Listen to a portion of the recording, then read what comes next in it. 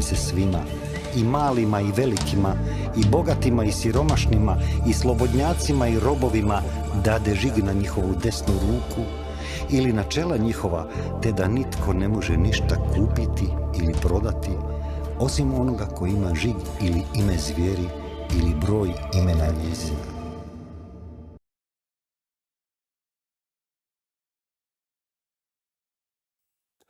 Pozdrav, dragi narode, dobrodošli u još jednu epizodu Slobodni.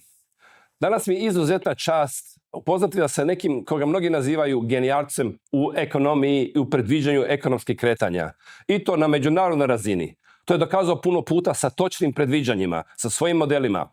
Ali da ne širim previše, njegovo ime je gospodin Martin Armstrong.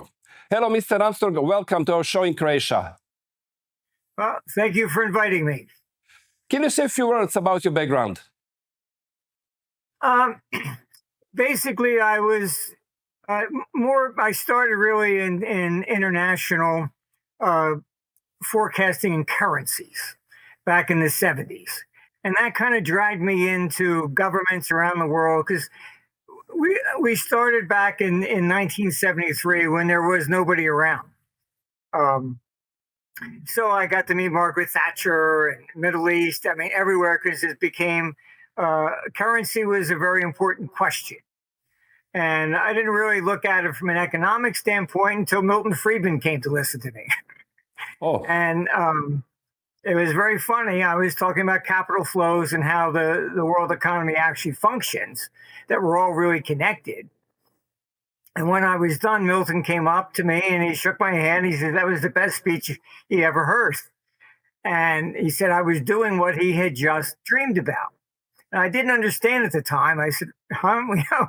And here he had written in 1953 about the idea of a floating exchange rate system and how it would put a check and balance on governments. So that's what he meant, that I was doing what he had just dreamed about 20 years before. So it was very, very interesting that way. And I got involved in really as a international hedge fund manager out of Geneva. We were dealing with all the OPEC money, then Japan, etc. So I got to see how capital moved, and it would move from one country to another. Just like in 2010, you had Greece get in trouble on its debt. And so what happens? You end up with a contagion. Immediately the traders say, oh, gee, okay, who's next? Oh, Spain. And I would recommend it's free. You can read online Herbert Hoover's memoirs from 1931. And that's when all Europe was defaulting and Canada even defaulted. And he wrote explaining exactly what we saw in 2010. He said, capital acted like a loose cannon on the deck of a ship in the middle of a storm, shooting off in every which direction so fast they couldn't form a committee quick enough to figure out where it was going next. And that's how capital moves. Great. Well, Milton Friedman was not the only one who came to you. When they had idea to building up a euro currency, they came to you also. Can you tell us about this? Yes. I mean, after Milton, I got called into just about everything. Even the 97 Asian currency crisis, I was called in by the Central Bank of China. But in 98, when they were going to create the euro, they came to me and I sat down and said, this is how we create a currency. And because, I had even testified for the G5, creating that back in 85, 87 crash. So because we specialized in currency, pretty much anything I'd be, dragged into. In 98, I explained that if you want the euro to compete with the dollar, you must consolidate the debt. And Helmut Kohl of Germany didn't allow the German people to vote to join the euro, and because he knew he would lose. Mm-hmm. So he insisted he would take Germany in, but there couldn't be any consolidation of the debt, that each country would have to retain its own debt. And I explained, as a fund manager, I can pick up the phone and say, buy me $10 billion worth of US Treasuries. I can't do that with Europe. I still have to make the same decision as if there's individual currencies. Do I want Germany? Do I want Italy? Do I want France, etc.? So they didn't properly create the euro. And this is leading to the problems today. And they knew that. When I told them, I said, this is not going to work. You're never going to compete with a dollar without a capital market. And they told me then in 98, look, we just have to get the euro established. We'll worry about the debt later. And here we are 26 years later, and they still haven't addressed anything. Yeah, and we are now worried about death because we know that death is rising, first because of next generation EU fund, what was because of pandemic build-up, and now they want to build up a new fund for rearming Europe. What do you think? Where this going to bring us? Look, the German economy has actually shrunk by about 3%. And I mean, the number of jobs has declined. Why? First, they did the COVID. Then they put in the climate change. Then they put the sanctions on Russia. Each step has reduced the number of jobs. You saw massive protests from, Volkswagen, telling car companies, oh, they have to produce electric, no more gas. They make these decisions without any expertise or long-term planning. It just sounds good. Okay, that's what we'll do. It's very unprofessional. And the problem that you're seeing here now is the same thing that we saw in Greece in 2010. When, because everybody has the same currency, but separate debt levels, if one gets in trouble, it becomes a contagion, and then they start selling the debt of other EU members. Because then, just like after Greece got in trouble, they were saying, oh, who's next? Oh, Spain, France, Italy. This is what I warned about, that, you're not, in the United States, we have a single currency, but each state pays a different interest rate. Their debt is not national. U.S. Treasuries are the deepest market. That's federal. That's what Europe doesn't have. Yeah. Right. So if California got in trouble, the same thing would happen. They would look around and say, oh, what other state's next? Maybe Illinois or Oregon or something like that. That's the way it will work in Europe as well. So it does not look very favorable long term. It's not sustainable, mainly, when you're going to increase the defense spending to 5% of GDP, already Germany's shrinking by 3% of GDP. I mean, you're looking at a depression, not a recession. And this is part of the whole problem. It's just very poor, management, and you have people in charge that don't have any economic experience or market experience, anything. It's just, oh, I think that sounds good. That's it. Yeah, they even allowed to increase public debt for each country, but in this debt is not included what European budget is already increased their debt. That means we have even hidden debt. I check out about this next generation EU, and they didn't put it in national debt. That's debt of budget of European Union. That means they are hiding part of this debt, and now they are allowed even to increase above the Maastricht criteria, and it goes up above the 60% of GDP for rearming. It's look, I mean, the whole thing about they need an external enemy, and that's become Russia. You're there in Croatia. When Czechoslovakia broke up, it was Czech Republic, Slovakia. Same thing in Yugoslavia. All right. That was the same. The Minsk agreement was the way to prevent war. Let the Donbass, which are mostly, Russians. Crimea probably has about 15% that are Tatars. They're not even, Ukrainian. And they should, that was the Minsk agreement. They should have been allowed to vote and separate like Czechoslovakia and Yugoslavia. And failing to do that only brings about war. That's it. And this nonsense that, if Ukraine falls, it'll take Europe. You have the same propaganda when you were dealing with Khrushchev, and we will bury you in that. That was a philosophical difference. That communism was better than capitalism. All right. Russia's no longer, communist. I mean, the people don't want to go back to communism. I know a lot of people throughout Eastern Europe, they don't want to go back. There's the same incentive to invade Europe does not exist. But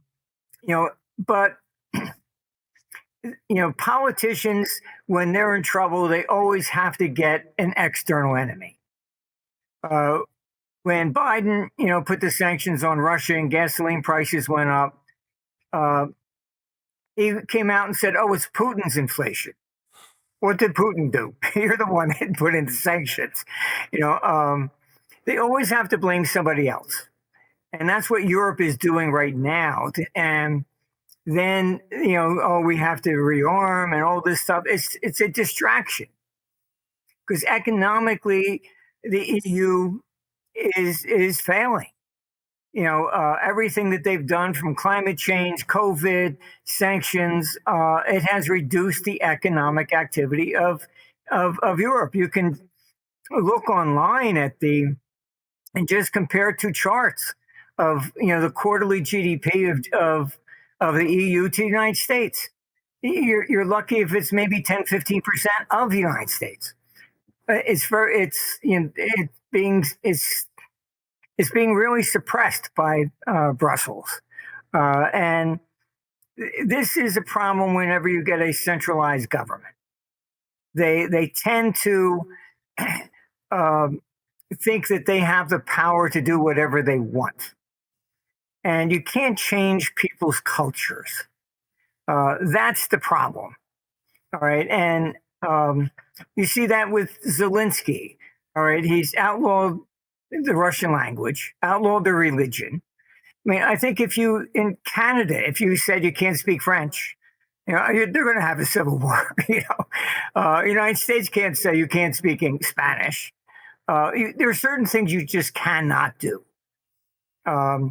And religion is another one which it's not negotiable. You can say, okay, I'll give you this piece of land and I'll take that. That's one thing. But when you get into religion and language and things, you can't, that's not negotiable. Well, I completely understand and agree with you. You think that Europe in economic crisis, and that's why they are pushing so hard that there is a big threat from Putin. Oh, yeah. Their choice is, if the economy fails, people are going to go with their pitchforks and start storming the parliaments. So to prevent that, you need to say, it's not me, it's somebody else. That's what Biden did. It's Putin's inflation. It's throughout history. It's always the same. It's no matter what country you look at, the politician will always blame the outside. Yeah, you have your models to make forecast. Can you explain us your main model, ACM? Basically, it's really the business cycle. What is in there is everything. You can't extract climate, war, etc. I've published a lot on it. It goes back to I've tested it back to 6,000 BC even, and published all the research on this. And there have been many different theories over the years. Some, many of them touch on it to some degree, but it's what you believe. And this is why Keynesian economics is not working. This idea, it's the same as communism in a way, that they reduce this down to just, drones. And, if we raise interest rates, they'll stop buying. If they lower interest rates, they'll stimulate. When Keynes came up with those ideas in the 1930s, the U.S. had a balanced budget. That's no longer the case. So a central bank raises interest rates, and it hurts government more than the private sector, because the government has never paid off the debt. U.S., we're still paying interest on World War I debt. This is part of the socialistic problem. You saw, China and Russia collapse because communism is inefficient. Back when China was communism was failing, I was called in, and I got a front row seat to see how it actually worked. I went to this facility there in Beijing, and they were asking me, I was impressed that they were monitoring everything, but they weren't interfering. And they wanted to know, there literally were 249 varieties of tea in China. I never knew there were that many. And they were tracking them all. And they wanted to know why this one tea, for example, was selling for like $1 here and $5 someplace else. And I said, well, where does it come from? I said, here. I said, well, first you have transportation costs. And was like, oh, yeah, okay. And I said, then somebody will pay more for one because they like this one better than that. And I was like almost teaching them, like kindergarten, economics. And under communism, if it was €1 here and it cost €10 to get it someplace else, they still had to sell it for €1. That's why it was so inefficient. It just, communism fell all by itself. It didn't take a war to do it. It's not sustainable. And that's what the West is going through. We are, it's a late version of communism in a way, the socialistic idea. And they borrow every single year to bribe the people to vote. But they never pay anything off. Eventually, that comes crashing down. There's nobody in history that has ever been able to do this. And I was even called in by the Swiss central bank when they had the peg with the euro and the Swiss. And I warned them. I said, look, my model says this is going to break. And they said, no, we think we can hold it. And I said, look, I've been called into everything. Not a single country's ever been able to do this. The peg broke. I think they named me forecaster of the year for that. But it's just, they always think they have the power to control, and they do not. You cannot go against the basic business cycle. And that's what that model really is about. And it's confidence. And this is what they don't understand. We've done studies plotting the stock market with interest rates. It has never peaked twice in history with the same level. Why? Because if you think the stock market will double next year, you'll pay 20%. But if you don't think it's going to go up 1%, you won't borrow at 1%. So it's expectations, confidence. That's why I call it the economic confidence model. If you don't believe in the future, you're not going to invest. That's why the ECB went negative in 2014, and it still didn't work.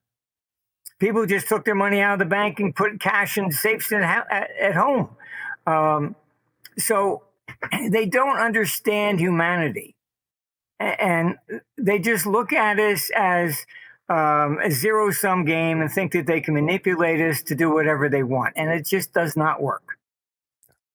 And what your economic confidence model is saying in front of us, what we can expect in the next period.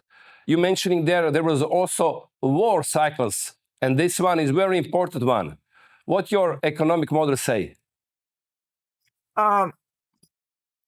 We did a conference in 2011. There's even a movie that they made, The Forecaster, which showed a lot of the, but in 2011, and they filmed it all. They said, look, the war cycle turns up in 2014. And you can Google it. In 2013, I said, it's going to be Ukraine. The computer's been very good at picking these different places. And people wonder how. I mean, so many wars have started over Crimea. Even the Black Plague came from Crimea. That's why there's still Tartars that are living there. That's from the Mongols that invaded in the year 1240. All right, some didn't leave. So it's more of a you cannot, when you look at interest rates and everything, it all comes together. Now, what we're experiencing currently is what our computer's projecting out by 2032. We go through these cycles roughly about every 300 and some odd years where the forms of government change. And republics are traditionally often the most corrupt because politicians, can be easily bribed. And I think that you get these contagions, even if you look throughout history. Like Rome overthrew its kings in 509 BC, and within 6 months, Athens is overthrowing its tyrants and democracy is born. Okay, so you get these contagions. Tiananmen Square, within a few months, Berlin Wall falls. All right. I don't know, maybe how to explain it, but, old grudges exist and something starts, you go, that's a good idea. These people have gotten me angry, and so you're seeing right now, you're seeing tensions rising everywhere. It's not just Ukraine. You got the Middle East. You had, Thailand and Cambodia, India, Pakistan, China, Taiwan, North Korea versus South Korea again. It's all rising up all at the same time again. Kind of like World War I in a sense. And NATO is dangerous in the sense that that's most historians agree that it was all the treaties that led to World War I. It compelled one country to come to the aid of another. And that's exactly what NATO is. It's just codified World War I. And so it's very dangerous in the sense that NATO should have been shut down when Russia fell. The whole purpose of it was against the Warsaw Pact. Okay?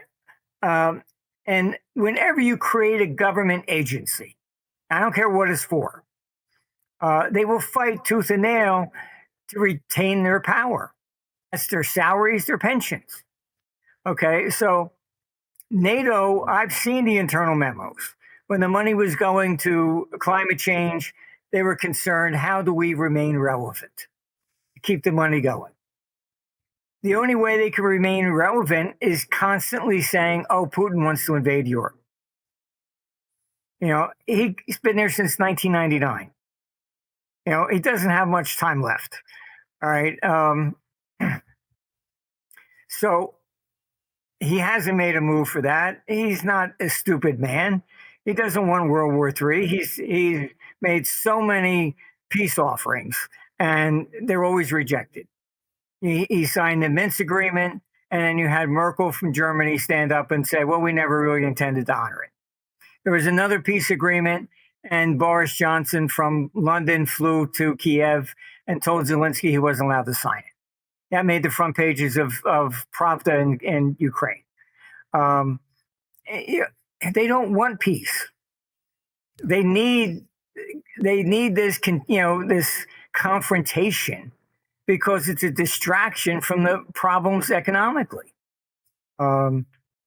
Unfortunately, this is the way it is. And NATO was even trying to expand, open up offices in Japan, so that to go against China. This is all about money. How do I retain my power? How do I keep the money flowing to me? And if you don't give me money, Russia's going to destroy you. So it's always the same thing. Yeah. And I've been to dinner with some of these neocons, and they're illogical. I think they live on hate, actually. And the number one thing that they say is never talk to the enemy. Why? Because there might be peace. I was in Washington when Gorbachev was there, and Reagan wanted to go meet with him. And they couldn't call him a communist anymore. So they said, you can never trust a Russian. And Reagan refused, and he said, I'm going. If he didn't go, the Berlin Wall would never fall. All right. But this is what they don't want. So you look at every European leader, and I've spoken to a few countries, said, has anybody picked up the phone and tried to even negotiate peace? No. Yeah, I know that. Tell me, according to this, is there any way that we can avoid World War III? Because it's obvious they want to go in this new global conflict. It's hard. What I would do, honestly, and I have even spoken directly to RFK, and if I basically were at the table, I would say Zelensky must be removed. There must be an election, and the Ukrainian people must decide, not him. He takes his orders from NATO and from Boris Johnson. And we've had 2 employees in Ukraine. And from what I hear directly out of Ukraine is that if he was to stand for election, he would never win. And so he's the one saying, no land, no land. What are you fighting for? They're not even Ukrainian there. You've outlawed their language and their religion.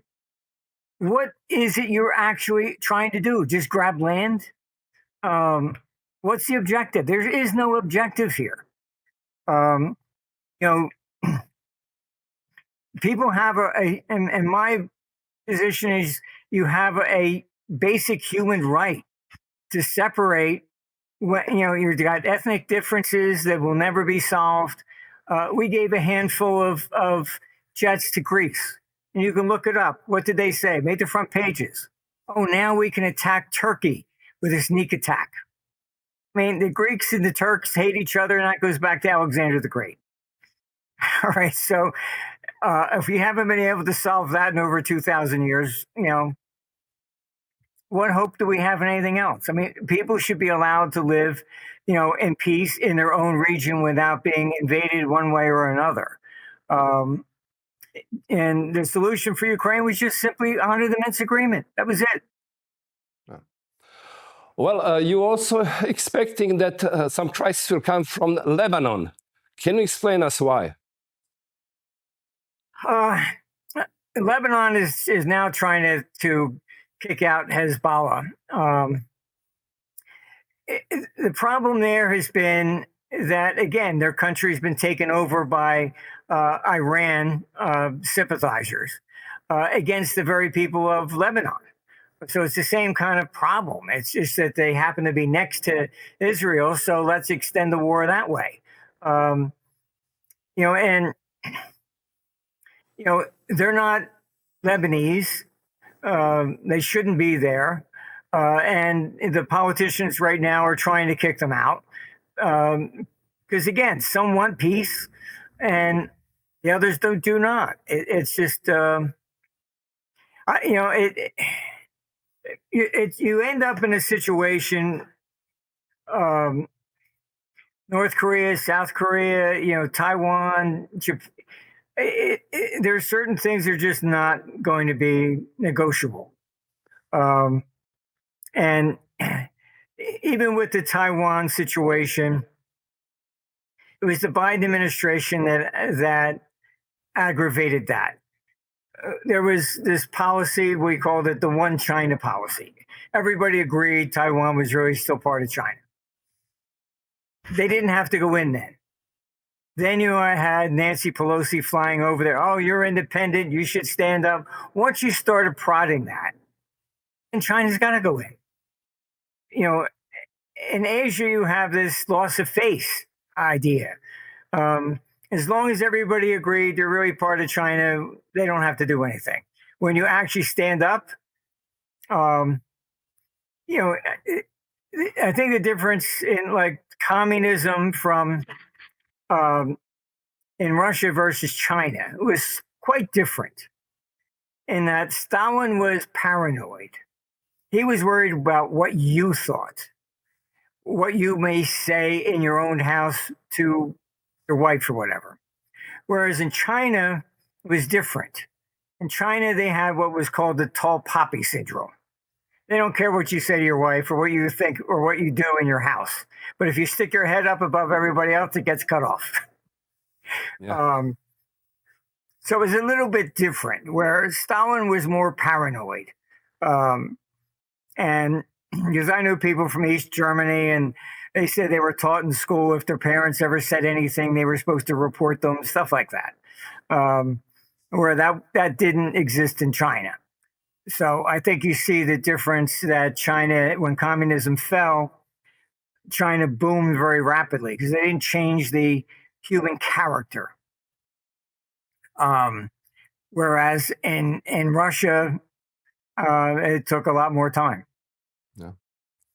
We have also now a big inflation everywhere, in the United States even, and you're predicting that will even have impact maybe in new bills. That means $500 bill, you said, maybe we can expect in the future. That means inflation is inevitable in the future for European Union also and United States. Yeah, look, you end up, war always produces inflation. Historically, you can go back to ancient times. To Lydia, was the city that, created coins around 700 BC, and they went to war with Persia, and their coins started being debased right away. So it's always that story. But the other side of this is that because of COVID and everything else, then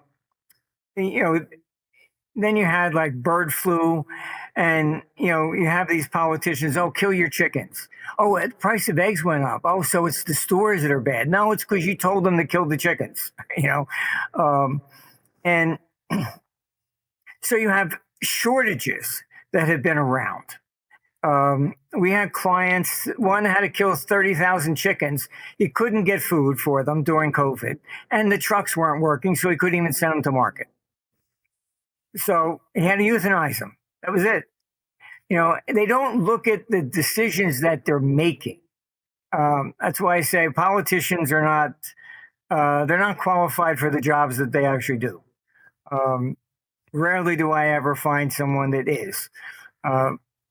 So inflation is basically a systemic problem, but the U.S. will move more and Europe into stagflation, where the inflation rate rises above that of economic growth. Yeah. Well, it's economically logical. If you have a huge inflation, if you have stagflation, as you know, we need some tools to influence, but there is no more tools to influence on monetary system because we already spend all of them. But it seems that they are offering some new solutions, especially in Europe, and they call it central bank digital currency.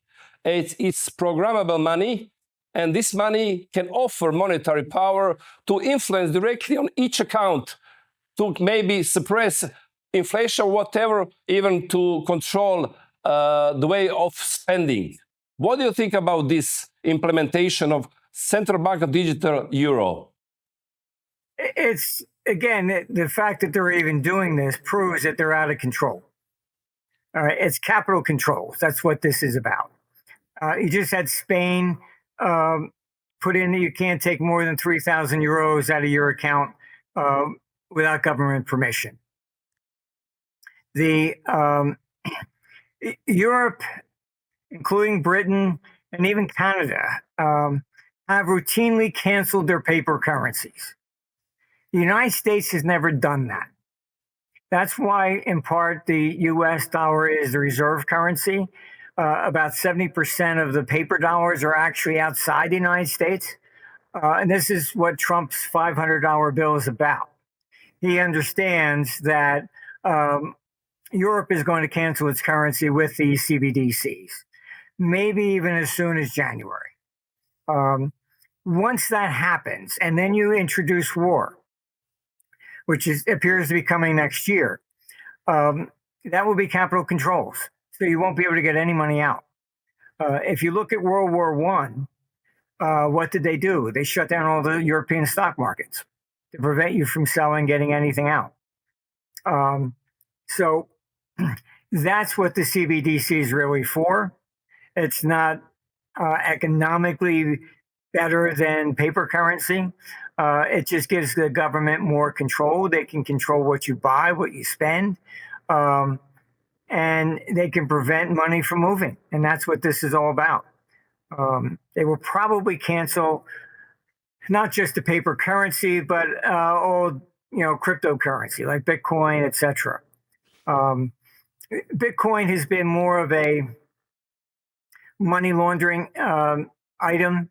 That's how it got all its volume coming out of China. The Chinese figured out they could buy Bitcoin in China and sell it in the United States, and then the money's outside. Canadians are doing it. Europeans are using it right now. That's part of why Bitcoin is going up so much. It's not that it's this great thing. It's a very clever. People have been using it for money laundering to get money to move it out of the countries. That's what's going on with it. So I would suspect that the EU will cancel all cryptocurrency to prevent that, because this is all about keeping money in Europe. It's about, you've already had Ursula come out and said that to pay for the war, they will confiscate some of the money of unused assets of private people. That's what caused the German hyperinflation. Most people don't realize that. But in December 1922, you can buy these bonds on eBay, all right? The government essentially confiscated 10% of everybody's assets, and they handed them a bond to make the reparation payments. That's why the hyperinflation came in 23. If the government goes in and takes 10% of your account, what are you going to do with the rest of it? It might come back again. People start moving money out very rapidly. Then if you look at Adolf Hitler, when he comes in 1933, he passes a law. That law is that Germans can no longer have an account outside of Germany. He was trying to bring the money back, right? Then what happens in 1934? Switzerland creates a secret numbered account to protect the Germans. All right, so it was all about this money that had left the country in the 1920s, which caused the hyperinflation. The economy got so bad, that's why they turned to Hitler. And then Hitler tried to bring it back. And so, I mean, I see the EU following the same pattern. Yeah. They'll cancel the currency and use these CBDCs, and you won't be able to get anything out. I had an interview with the Professor Richard Werner. He explained exactly how they can take this, as you said, 10% of our assets, according to the statement of Ursula von der Leyen, and anybody who watching this show can go and listen what Richard Werner said. What about stablecoin? The stablecoin is thing that is connected with the US dollar. What are their solutions? That's just another scam, really. In 1863, to fund the Civil War in the United States, they got the banks to buy bonds, and they allowed them to issue their own currency backed by U.S. government bonds. That's how they sold them. This is the same thing. The banks will buy the debt, and then they'll issue the staple coins against them. So it's a form of war bond. That's really what it is. And the reason they're doing it is because you had the Biden administration threaten China that if they helped Russia, they would put the same sanctions on them. That's what created BRICS. All right. And then China started selling off U.S. debt. They used to own 10%. They've done probably half of it by now. So how do you fund a war if your biggest buyer no longer buys? Yeah. That's what the stable coins are all about, to replace basically the buyers. Well, it looks to me from the marketing standpoint, they are rebranding government bonds and they're calling now stablecoins. It sounds better. Yeah, oh, yes. And they've sold the idea of cryptocurrencies as this best thing ever, whatever. And people, it's away from banks. It's circumventing this central bank. All the nonsense that they have, propaganda they put out. How is it, basically accomplishing that when it's backed by U.S. treasuries? Yeah, I don't know. I mean, they say a fool is born every day. I guess it's, they've just proved that. Well, I had also interview with one of my guests who said that U.S. government needs to repay 9 trillion debt in the next 3 years, and it seems there is less and less interest for buying these debts. Maybe this is the reason why what they implement in these stable coins. Maybe somebody will buy these stable coins instead of debt. Yes, I mean, it's also when you go into war, which our computer shows for next year, debt increases. And it's, like I said, that's why Trump is issuing wants to reestablish the $500 bill. And looking ahead at the future here, the debt globally is just not sustainable. For Europe, Canada, they're all in the same boat. They borrow year after year and with no intention of paying anything back. Why are you borrowing? I mean, we're now paying $1 trillion in interest just to keep rolling it every year. I mean, when Ronald Reagan was president, in 1980, the national debt was $1 trillion. I mean, it's astronomical today. Now we just pay that in interest. Yeah. Okay, you also are organizing some conference at the end of this year, and you're calling anti-Davos, as I understood well. What do you mean by this Davos, anti-Davos? What do you mean? What is for you Davos conference?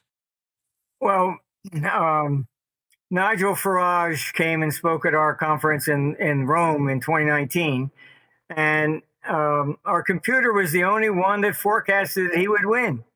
He said, of course I'm here. And he called us that we started our World Economic Conference in 1985.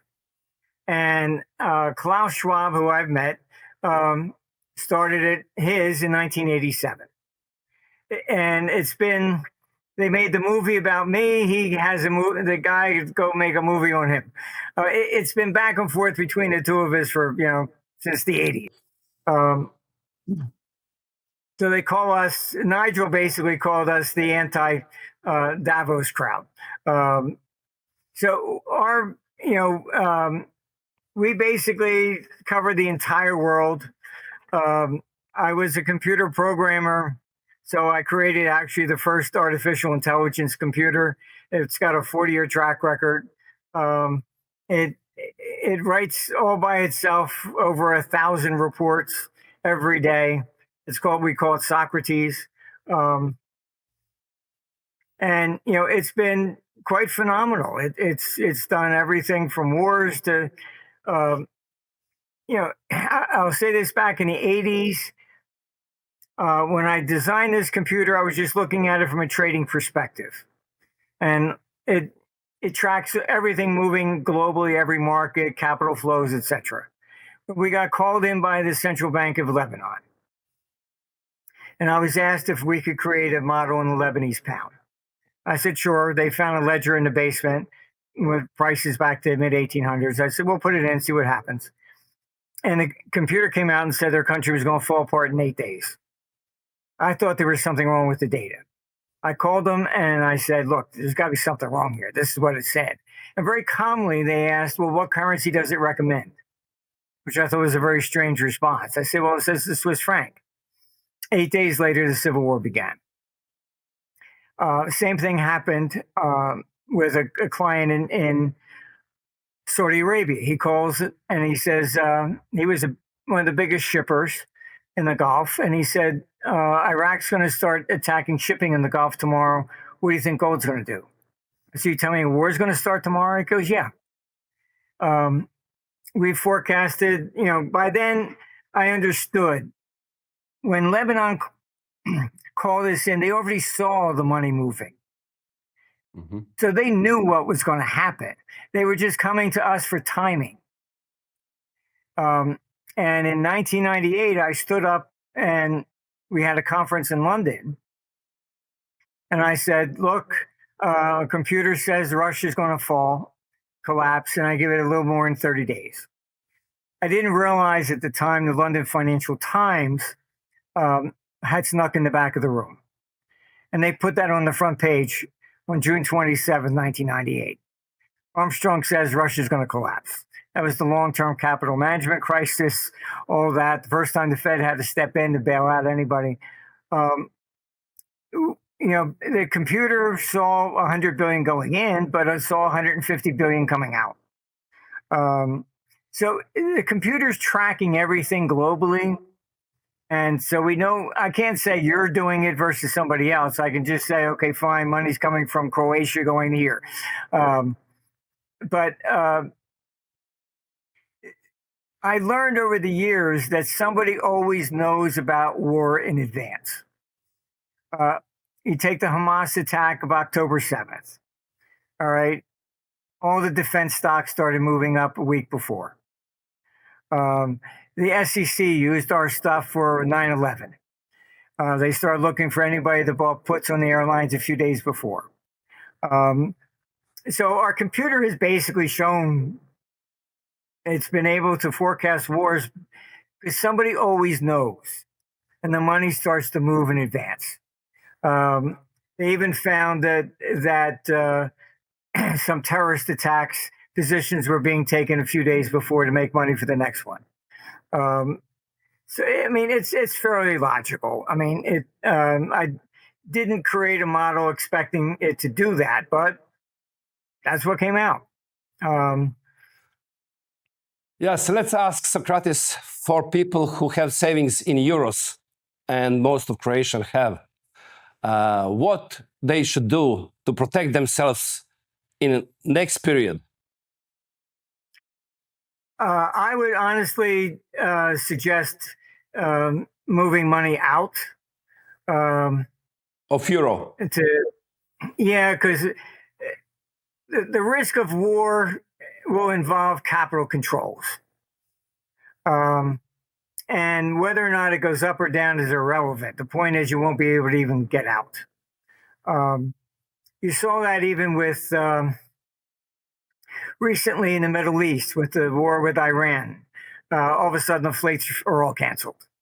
So you have to be understand these are the things that happen in war. All right. And the prospect of war here is increases dramatically. I mean, I wish Trump a lot of luck on Friday, but you've already had Zelensky coming out. No, there'll be no land. What do you expect Russia just to leave and say, oh, okay, sorry? You can't negotiate that way. He knows that. So coming out and even saying that demonstrates they do not want peace. You've had Kalis from the EU saying, we're not at the table, so we don't have to respect anything. They've lied about, the Minsk agreement. I mean, so many times. Why would you expect to be at that table? Yeah. Why should Putin even listen to you? You signed you signed a deal and didn't honor it. Yes, I would deal with this time, but I heard one very interesting sentence when it says, if you're not on the table, that means that you are on the menu. Is there any safe haven for capital for Croatians or for people in Europe who have Europe currency and other assets? Maybe Switzerland, Swiss, or somewhere else? No, I wouldn't use Switzerland. The Swiss have both Switzerland and Sweden were neutral before. They've lost that. Sweden has joined the EU. I mean, joined NATO. And the Swiss confiscated $8 billion of people who just knew Putin. So they're no longer neutral or safe for anything else. They will. They get a phone call and they do what they're told. I would, at this stage in the game, look more at the United States, maybe some places in South America, but not Japan, Asia. Capital will flee away from wherever the conflict is. That's the main issue. So I would recommend you have just something outside and don't have all your eggs in one basket. Well, whoever wants to know more, let's follow your, you have your website and it's armstronganalytics.com and also Socrates. And whoever wants to be deeply involved can go there and look for your information. Yes, it's armstrongeconomics.com. It's free, it's open. You don't have to put in any emails or anything like that. We keep it as an open source for the world.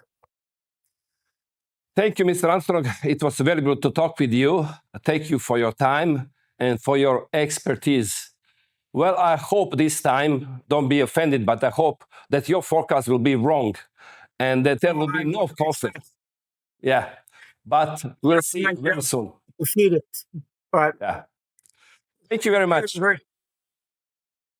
Thank you. Evo, dragi narode, nadam se da ste stvarno danas imali što zanimljivo za čut. Pogotovo kad čujete od koga ste to danas mogli čut. Od čovjeka koji toliki dugi niz godina iz prvog reda, kao što je sam danas rekao, promatra događaje. I ono što je recimo izuzetno zanimljivo za mene bilo za čut, iako sam to već čuo i prije, a predlažem vama da obratite pozornost, svaki put kad se dogodila neka kriza, pogotovo konflikt ratni, nekoliko dana prije kapital je počeo bježati od tamo. Što to znači? Vrlo jednostavno. Nijedna kriza se ne formira sama od sebe. Neko je kreira.